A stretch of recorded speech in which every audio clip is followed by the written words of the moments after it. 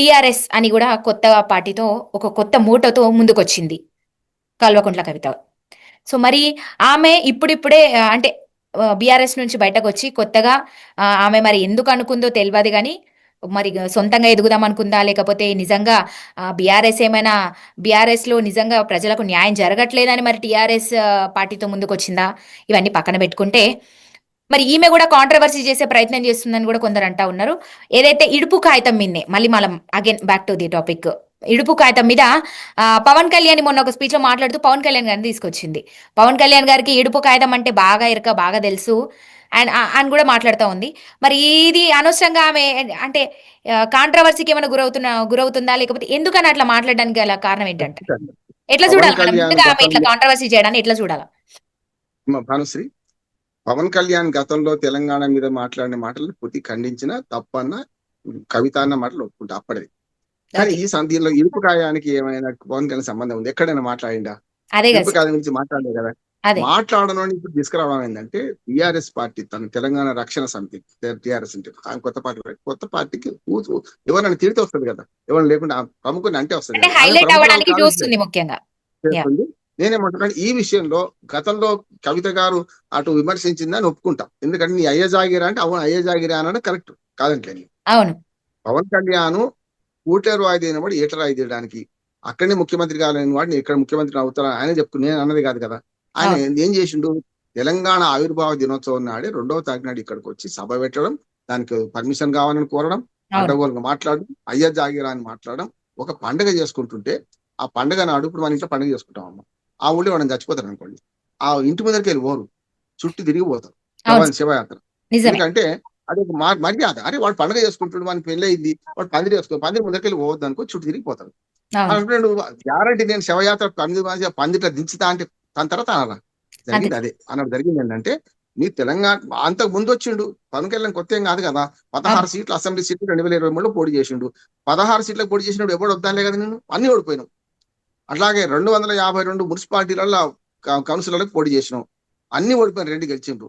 కాదంటే నేను ఏమంటున్నానంటే రాజకీయంగా ఎవ్వరు ఎక్కడైనా ఉండొచ్చు. జమ్మూ కాశ్మీర్ లో కూడా మొన్నటిదాకా ఆటంకం ఉంటే 370 ఆర్టికల్ రద్దు చేసినాక జమ్మూ కాశ్మీర్ లో కూడా మనం పార్టీ పెట్టొచ్చు పోవచ్చు. పార్టీ పెట్టొద్దానో తెలంగాణ రావద్దని ఎవడంటలేడు.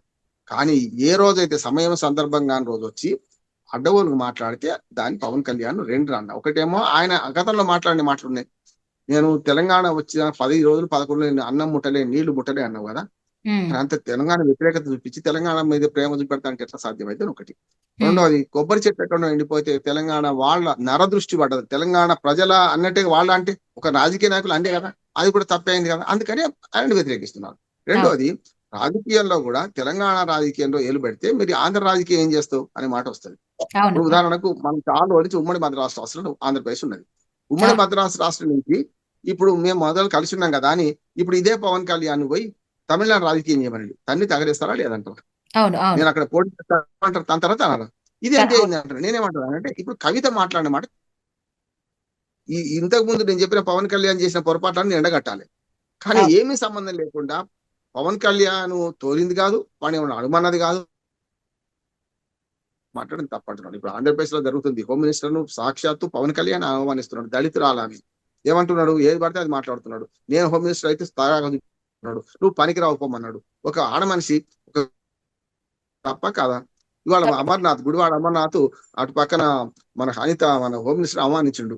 ఆమె మన మేకప్ వేసుకుంటే ఇంత అవును సార్, ఒకనాడు మన లోకేష్ పుట్టుక గురించి మనకు అక్కడ మాట్లాడిండు అసెంబ్లీ సాక్షిగా.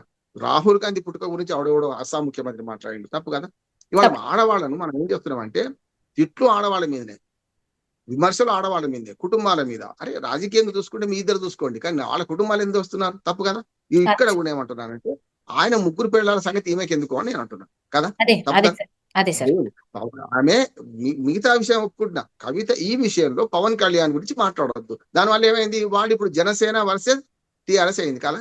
అవును సార్, మరి అసలు టిఆర్ఎస్ అసలు బీఆర్ఎస్ ఎందుకు మాట్లాడతలేదు, అసలు బీజేపీ ఎందుకు మాట్లాడతలేదు, అసలు కాంగ్రెస్ ఎందుకు మాట్లాడలేదు చెప్పు ముగిస్తాను. ఇవాళ జిహెచ్ఎంసీ ఎన్నికలు వస్తున్నాయి, ఆంధ్ర ఓట్లు అందరికీ అవసరమే, వీళ్ళందరికీ కనుక అవును వీళ్ళు సార్. మాట్లాడలేదు. ముఖ్యంగా హైదరాబాద్ ఇరుపు లో కాదు 40% మంది ఉన్నారు సార్ ఆంధ్ర సెటిలర్స్, అది తెలిసిందే. కదా. యా, అందుకని సరి జరుగుతుంది చూసిందా, సరలో సగం మంది పోతాం, సగం మంది ఇక్కడనే ఉంటాం కాదంటలేదు.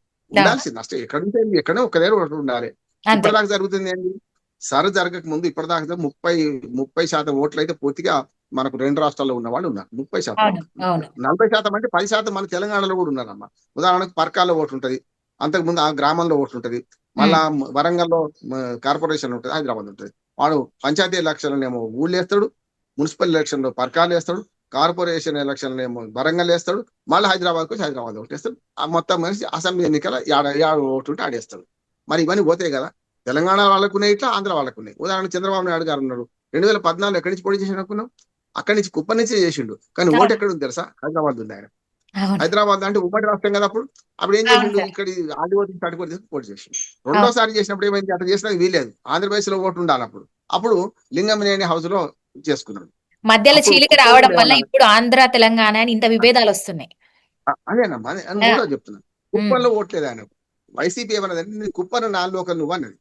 హ్మ్. మూడోసారి 2024 కన్నా ముందు కుప్పంలో ఓటు మామూలు చేసుకున్నాడు. అంటే హ్మ్. ఎక్కడ ఉంటే అక్కడ ఓటు ఉండాలి. ఒకటే ఓటు ఉండాలి కదా. ఇప్పుడు అంతే. సర్ ప్రక్రియ జరగక ముందు ఏమైందంటే ఈ ఆంధ్రలో ఓట్లు రేపు పొద్దున జిహెచ్లో పనికొస్తాయని హ్మ్. ఇప్పుడు ఈ నాటకాలు ఆడుతున్నాయి ఈ పార్టీలన్నీ కూడా గట్టిగా మాట్లాడతలేవు. ఒక అంతే. టీఆర్ఎస్ ఏంటంటే ఈ రక్షణ సమితి ఏంటంటే ఆమె ఏం చేసింది? పవన్ కళ్యాణ్ టార్గెట్ చేస్తే ఎక్కువ ప్రచారం వస్తుంది అని ప్రచారం చేసుకుంది. కనుక నేను అంతిమంగా ఒక మాట చెప్తాను. దీన్ని భావోద్వేగంతో ఆలోచించకండి. భావోద్రేకం అసలు ఒకండి. ఇడుపు కాగితం అనే సినిమా టైటిల్ పూర్తి తెలుగు సినిమా, తెలుగు టైటిల్. మీరు హ్మ్. అనవసరంగా ఎవడో వేసిన అడ్డగోలు పోస్టింగ్ కు మనం కొట్టుకోవాల్సిన అవసరం లేదు. నాకు తెలిసి విశ్లేషకులు అనే పేరు మీద నేను చూస్తున్నాను కదమ్మా. ఇక్కడ నేను అవును బయాస్ సార్. మాట్లాడుతున్నా. విశ్లేషకులు అనే పేరు మీద కూడా వాళ్ళు ఇప్పుడు అరే మీ ఆస్తులు మొత్తం అమ్ముకొని పోతే మీరు కొంటరా కొన్నారా ఓ విశ్లేషకుడు సవాల్ చేస్తున్నాడు. విశ్లేషకుడు పేరు మీద రాకండి మీరు అనవసరంగా, లేకుంటే పార్టీ పేరు పెట్టుకుంటారా అని నేను అన్నాను కదా. అంతే సార్. ఏమంటారంటే 2 రాష్ట్రాలు ప్రజలు మంచిగా ఉండాలి, అందరం బాగుండాలి అని ఇడుపు కాగితం తెలంగాణ ఆంధ్రప్రదేశ్ కు 12 ఏళ్ల క్రితం అయిపోయింది. 12.5 ఏళ్ళు అవుతుంది. ఇది విడిపోయినాక మళ్ళీ సంసారం చేస్తా అంటే ఈ మాట దుర్మార్గం అనుకున్నా సరే సంసారం చేస్తే కలవదు.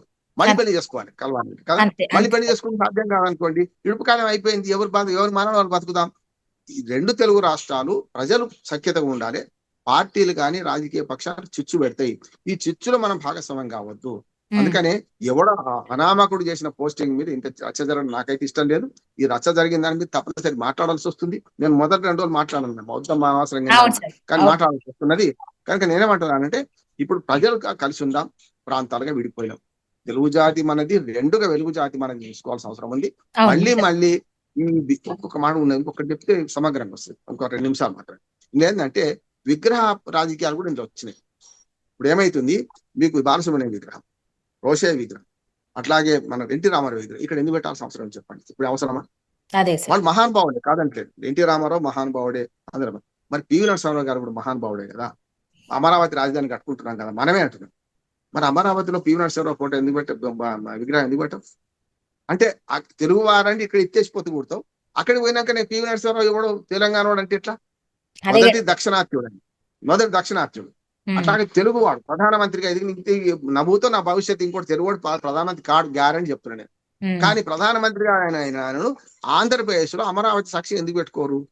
రవీంద్ర భారతి ముందు ఒక కాళోజీ నారాయణరావు, ఒక శ్రీనారాయణ రెడ్డి, ఒక దాశరథో ఇట్లా గాయకులు ఉన్నారు కదా, పెట్టుకోవాలి కదా. ఖచ్చితంగా. ఎందుకు పెట్టలే? హ్మ్. ఏమంటున్నానంటే మీ దగ్గర మా విగ్రహాలు పెడతాం కానీ మా దగ్గర మీ విగ్రహాలు వద్దంటే కోపం వస్తారు అది ఎవరికైనా. అంతే సార్. ఈ ఈ ఈ అందుకని భేదాలు, ఈ ఏమంటున్నానంటే తేడాలే గదా! అదే కాదు. ఇప్పుడు మనుషుల మధ్య కవిత అప్పుడు భేదాలు మాట్లాడే ఇవన్నీ నువ్వు చూపించడానికి నువ్వు కారణమవుతున్నాయి. అరే పోనీ అట్లా కాదు విడిచిపెడదాం. ఇదే హ్మ్. ఎన్టీ రామారావు విగ్రహం మద్రాసులో పెట్టండి. ఇప్పుడు ఒప్పుకుంటాడు ఎవడన్నా? తన్ని తగలేస్తారు కదా. మరి ఇక్కడ ఎందుకు?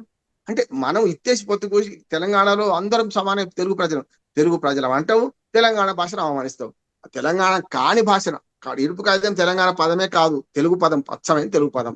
తెలుగు పదాన్ని అవమానిస్తూ చేస్తున్న పని చేస్తుంటే ఏంటంటే విగ్రహ రాజకీయాల వల్ల కూడా వస్తుంది. ఈ మధ్యన రేవంత్ రెడ్డి గారు వచ్చినప్పటి నుంచి ఈ అస్తిత్వ పోరాటాన్ని దెబ్బతీస్తున్నాడు. ఆయన ఎప్పుడు ఉద్యమకారుడు కాదు. ఆయన ఎప్పుడు రాజకీయం మాట్లాడద్దు అనుకున్నా కానీ తప్పలేదు. ఉద్యమకారుడు కాదు, తెలంగాణ ద్రోహి కూడా, తెలంగాణ వ్యతిరేకం చేసిండు. కనుక అటువంటి ఆయన పాలనలో ఏం జరుగుతుంది అంటే ఆంధ్ర వలస పాలకులను మళ్ళీ ప్రోత్సహిస్తాడు. మళ్ళీ ఇక్కడ విగ్రహ రాజకీయాలు చేస్తాడు, నిగ్రహం లేని రాజకీయాలు చేస్తాడు. ఇటువంటివన్నీ ప్రోత్సహించుకుంటూ తెలంగాణ తెలుగు ఆంధ్ర తెలుగు ప్రజల మధ్య చిచ్చు పెట్టే రాజకీయాలను మనం పరిహరించాలి. అది రేవంత్ రెడ్డి కావచ్చు, కేసీఆర్ కావచ్చు, ఇంకోటి చేసిన తప్పే అంటున్నాను నేను. అందుకని కవిత చేసిన వ్యాఖ్యలు పవన్ కళ్యాణ్ పట్ల తప్పు నెంబర్ 1. కానీ పవన్ కళ్యాణ్ చేసిన వ్యాఖ్యలు అంతకన్నా దుర్మార్గమైనవి కనుక వాటిని ఖండించుకుంటూనే తెలుగు రాష్ట్రాల ప్రజలను మనం కలిసి ఉందాం, అన్నదమ్ములుగా కలిసి ఉందాం. అందుకనే ఒక్క మాట చెప్పి ముగిస్తాను. నెహ్రూ గారు అంతకుముందు ఒక మాట అన్నాడు. ఏమన్నాడంటే, ఏక్ మాసూమ్ లడ్కి ఏక్ హోషియార్ లడ్క. అంటే మాసూమ్ లడ్కి అంటే అమాయక ఆడపిల్లను, ఒక హోషియార్ అంటే ఉర్దూ పదం ఈ రెండు కూడా. ఆ హోషియార్ అంటే హుషారైన, అంటే బాగా తెలివి కల అబ్బాయికి ఇచ్చి పెళ్లి చేస్తున్నాము, వాళ్ళు ఎప్పుడైనా సరే విడిపోవచ్చు అన్నాడు. మరి ఉమ్, తెలంగాణ ఆంధ్రప్రదేశ్ ప్రజలను అన్నదమ్ములకు పోల్చలే, ఆనాడు భార్యాభర్తలకు పోల్చాడు. కనుక ఆ భార్యాభర్తలు విడిపోయినట్టే తెలంగాణ ఆంధ్రప్రదేశ్ విడిపోయింది. విడిపోయినప్పుడు ఈ సంస్కృతి వేరు, వీళ్ళ సంస్కృతి వేరు, వాళ్ళ సాంప్రదాయాలు, వీళ్ళ సంప్రదాయాలు వేరు. భాష ఒకటే కావచ్చు. ఆంధ్ర అని వాళ్ళు అంటారు, తెలుగు భాష అని మనం అంటాం. ఆంధ్ర భాష లేదు, ఎక్కడ ఆంధ్ర భాష లేదు, ఆంధ్ర పదం లేదు. అదే తెలంగాణ భాష ఉంది, తెలుగు పదం లేదు. కనుక మనం అంటున్నాం ఈ ఇప్పుడు అంతే. ఉమ్, ఈ రెండు రాష్ట్రాలు విడిపోయినాయి కనుక మళ్ళీ ఏది ఇడుపు కాగితం అయిపోయింది ఎప్పుడో 12:30. ఇడుపు కాగితం గురించి మళ్ళీ చర్చ వచ్చింది కనుక ఇడుపు కాగితం అయిపోయిన వాళ్ళు కలవడానికి వీల్లేదు. కలవడానికి వీలైనప్పుడు కలుస్తుండొచ్చు. అది చరిత్ర, మనం ఏం చెప్పడం. కలుస్తుంది అనుకున్నాం ఆంధ్రప్రదేశ్, విడిపోద్ది అనుకున్నావా? కనుక విడిపోయింది. విడిపోతే చెడిపోలే, విడిపోయి అందరం బాగుపడదామని. Thank you sir, thank you so much.